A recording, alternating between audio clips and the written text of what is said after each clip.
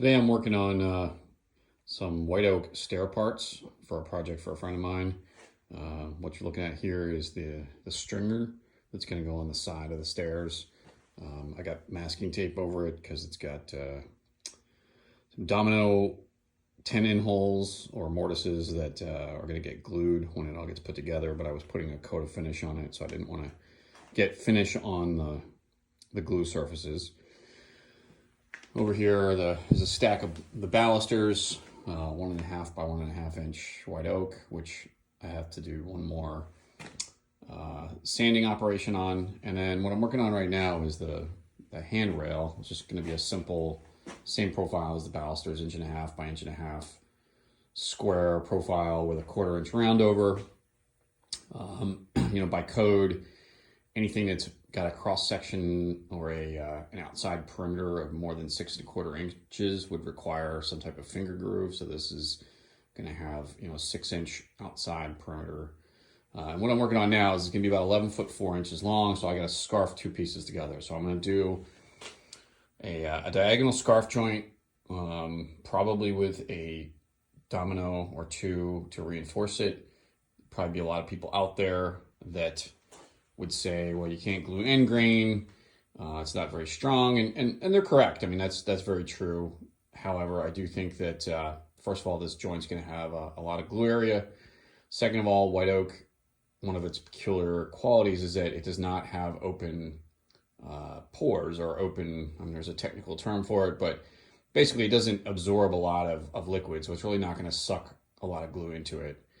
And also, I'm going to use a particular kind of glue that is pretty thick and doesn't flow into end grain as much as others do. So we'll give it a try. So the easiest way I've decided to make this joint is just to cut both pieces at the same time. So I've got them side by side, lined up nice and straight so that I know that they'll both be in the same plane when the cut is done. And I'm simply going to use my Festool track saw. No, this is not an advertisement for Festool. To make both cuts at the same time. That way I know I've got exactly the right angle.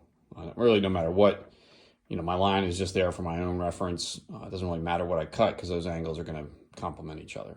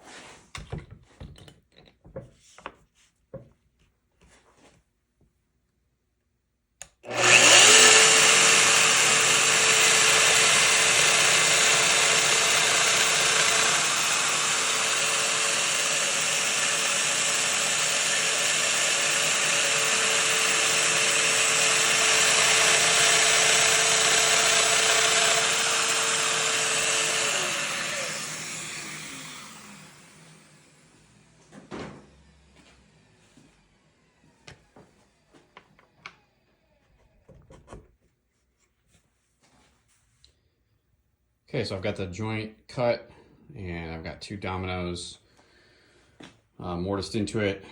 I'm using the tight slot setting on the domino to make sure that it fits properly, and they're gonna be exposed, but it'll be on the underside of the banister rather. And this is, about to do the glue up, and this is where this assembly table that I've got, it's not much of a workbench per se, but it's handy for this kind of thing. So I've got a nice 8-foot straight line here that's flat and straight. All I got to do is clamp these 2 pieces together to the edge of this piece of melamine, and I'm good. I know that this thing's going to turn out to be straight, and it's melamine, so the glue is just going to scrape right off of it when I'm done. What I'm going to use is this Tight Bond Quick and Thick, which when I was in a professional shop, we used to use a glue that was made by a company called Joe Watt. We called it 10-minute glue. I think it actually specified a little longer than 10 minutes, but it's a very quick setting very thick glue, as the name implies. I'm not an adhesives chemist. There's probably a lot of them out on the internet who are going to tell me how I'm wrong about all this, but this glue seems to be similar to that Jowat adhesive. It is quite thick. It sets very quickly. I mean, it has a limited open time, probably only about 4 or 5 minutes. Clamping time, you know, I usually clamp it for at least a half an hour, but I think you can get away with probably 20 minutes or something like that. But one of the other really nice things about this glue is that it, unlike the yellow PVA glues that dry very hard when they dry, this goes through about a 12 to 24 hour period of time where it's pretty plasticky when it dries, which makes it really easy to clean up. I mean, I usually don't do anything with the squeeze out until after it's had about an hour or two to dry, and then it just literally just scrapes right off with a sharp chisel. Super easy. So that's why I like this glue. And also, as I mentioned earlier, because it's so thick, it really doesn't have a tendency to absorb into end grain. And I think that for the purposes of this project, this is going to be a more than adequately strong joint. Here's the glued up joint. You can see it's like a white glue. It'll dry kind of soft and translucent. I mean, it does get hard after about 24 to 48 hours, but the first half a day or so, it's pretty soft. So got it all clamped up. Again, just lined up to the table, so it's nice and straight. I really don't even have to worry about it.